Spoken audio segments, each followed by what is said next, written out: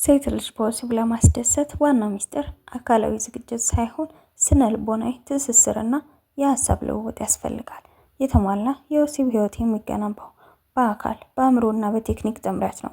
በዛሬው ቪዲዮ ሴት ልጅ በወሲብ ለማስደሰት ማድረግ ያለብን ጥረቶች እንመለከታለን። እነዚህን ማወቅ ግንኙነቱ አሰልች እንዳይሆንና ሁልጊዜ አዲስ ስሜት እንዲኖረው ያደርጋል። ለቻናላችን አዲስ ከሆናችሁ ሰብስክራይብ ማድረግ እንዳትረሱ። ቪዲዮ እንደምትወዱት ስለማልጠራጠር ላይክ በማድረግ ጀምሩ። ወደ ቪዲዮ። አንደኛ፣ ለቅድመ ወሲብ ጨዋታ ትልቅ ቦታ ይኑራችሁ። ለሴት ልጅ ወሲብ የሚጀምረው አልጋ ላይ ሳይሆን ከዛ በፊት ባለው ግንኙነት ነው። ስሜታዊ ትስስር፣ ቀኑን ሙሉ በፍቅር ቃላት ማዋራት፣ መሳሳምና መተቃቀፍ ስሜቷ እንዲነቃቃ ያደርጋል። አትቸኩል። ሴቶች ለወሲብ ዝግጁ ለመሆን ከወንዶች ረዘም ያለ ጊዜ ያስፈልጋቸዋል። ሰውነቷን ቀስ ብሎ በመዳበስና በመሳም ስሜቷ ጣሪያ እንዲነካ ማድረግ ትልቅ ደስታን ይሰጣታል። ወሲብ የሚጀምረው ልብስ ሳይወልቅ በፊት ነው። ቀስ በቀስ መጀመር፣ ከከንፈር መሳም ጀምሮ ወደ አንገት፣ ጆሮና ስሜት ቀስቃሽ ወደ ሆኑ የሰውነት ክፍሎች ዝቅ ማለት፣ እጅን መጠቀም፣ ሙሉ ሰውነቷን በእጅ መዳሰስ። ይሄ የደም ዝውውርን ስለሚጨምር ለስሜት ዝግጁ ያደርጋታል። መነጋገር ወይንም ዲርቲ ታክ፣ በዝግታ ድምፅ ምን ልታደርግላት እንደፈለግ ወይንም ምን እያደረግላት እንደሆነ በጆሮዋ መንገር ስሜቷን በከፍተኛ ሁኔታ ይጨምረዋል። ሁለተኛ፣ በግንኙነት ወቅት ምን ደስ እንደሚላትና ምን እንደምትወድ በቀጥታ መጠየቅ ከሁሉም የተሻለ መንገድ ነው። ጥያቄዎችን ጠይቅ። ይሄ ደስ ይልሻል ወይንም የትኛውን ቦታ ስነካሽ ይበልጥ ደስ ይልሻል ብሎ መጠየቅ ስህተትን ይቀንሳል። ምላሿን አስተውል። ድምጿን፣ አተነፋፈሷንና የሰውነት እንቅስቃሴዋን በማየት ምን እንደተመቻትና ምን እንደደበራት ማወቅ ትችላለህ። ሶስተኛ፣ ለስሜት ቀስቃሽ ቦታዎች ትኩረት መስጠት። ከዋናው ብልት ውጭ ያሉ የሰውነት ክፍሎች ለሴቶች ትልቅ እርካታን ይሰጣሉ። አንገት፣ ጆሮ ስር፣ ጭንና ጀርባ፣ እነዚህ ቦታዎች በቀጥታ መሳም ወይንም መዳበስ ስሜቷን በእጅጉ ይጨምራል። አብዛኛው ሴቶች ለስሜት መድረስ ወይንም ኦርጋዝም ላይ ለመድረስ የብልት ጫፍ ወይም ክሊቶሪስ መነቃቃት ያስፈልጋቸዋል። ስለዚህ ለዚህ ክፍል ልዩ ትኩረት መስጠትና በእርጋታ መያዝ ያስፈልጋል። ከብልት ውጭ ያሉ ነገር ግን የነርቭ ክምችት ያለባቸውና ሲነኩ ከፍተኛ እርካታ የሚሰጡ ቦታዎች ላይ ማተኮር ይኖርብሃል። አንገትና የጆሮ ስር፣ እነዚህ ቦታዎች በጣም ስስ በመሆናቸው በዝግታ መሳም ወይንም ትንፋሽ ማሳረፍ የሴት ልጅን ሰውነት ወዲያውኑ እንዲንቀጠቀጥ ወይንም ሼቨር እንዲያደርግ ያደርገዋል። ጀርባ፣ በተለይ የአከርካሪ አጥንት አካባቢ በጣቶች ጫፍ ቀስ አድርገ መዳሰስ ከፍተኛ መዝናናትና መነቃቃትን ይሰጣል። ከጉልበት በስተጀርባና የጭን የውስጠኛው ክፍል፣ እነዚህ ቦታዎች ለንክኪ በጣም ስሜታዊ ናቸው።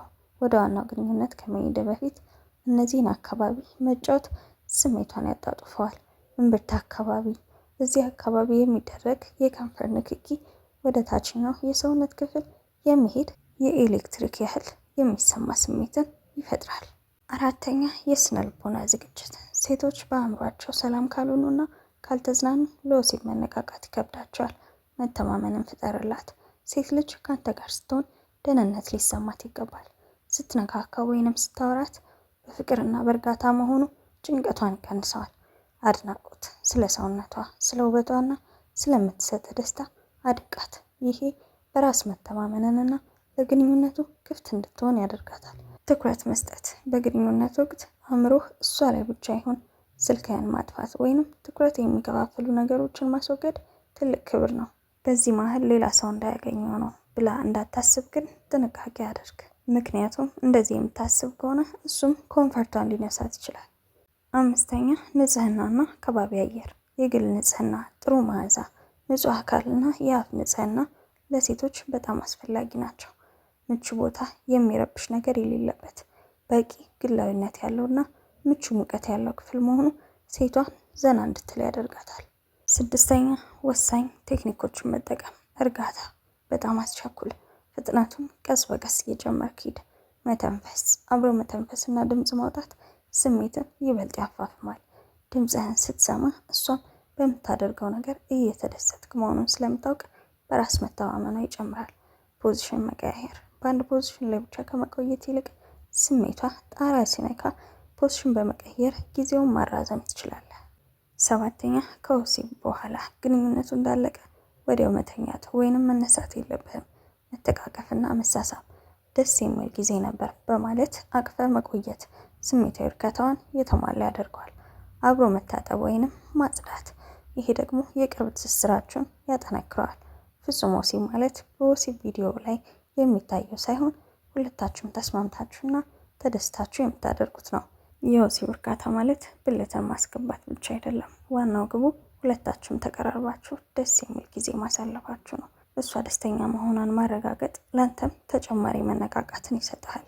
እነዚህ ነገሮች በተግባር ስታደርግ የእሷን ምላሽ ማዳመጥህ እንዳትረሳ። ሴቶች አንዳንዴ በንግግራቸው ሳይሆን በሰውነት እንቅስቃሴያቸው እዚህ ጋር ይበልጥ ደስ ይለኛል የሚል ምልክት ይሰጡሃል። የዛሬው ቪዲዮ ይህንን ይመስል ነበር። በቪዲዮ ላይ ያላችሁን አስተያየት ኮሜንት ሴክሽን ላይ አስቀምጡልኝ። ቀጣይ በሌላ ቪዲዮ እስክንገናኝ ሰላም ሁኑ።